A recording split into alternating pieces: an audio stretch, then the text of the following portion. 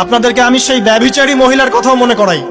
ওই মহিলা, যে ব্যক্তি একজন যৌনকর্মী ছিল, বা যেটা আমরা বলি ব্যভিচারিণী মহিলা ছিল, একটা কুকুরকে দেখেছে সে পানি পান করার জন্য তৃষ্ণার্ত, সে এটাতে মায়া করে দয়া করে তার মোজাটাকে নামিয়ে এই কূপ থেকে পানি উঠিয়ে কুকুরকে পান করিয়েছে।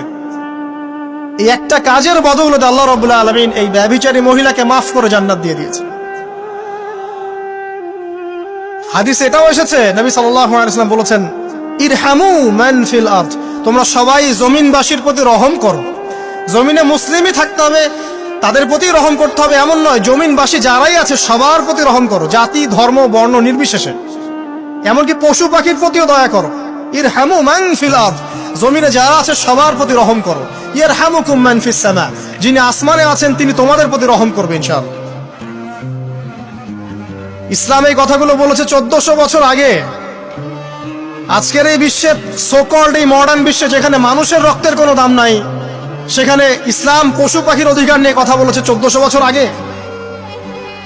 কাদেরকে কি শিখাতে আসেন? কোরআন এবং সুন্নাহর বাইরে অভ্রান্ত সত্যের কোনো উৎস আছে? এখানে যা আছে তাই চূড়ান্ত। মানতে চাইলে মানেন, না মানতে চাইলে জাহান্নামে যান, কেউ তো বাধ্য করছে না।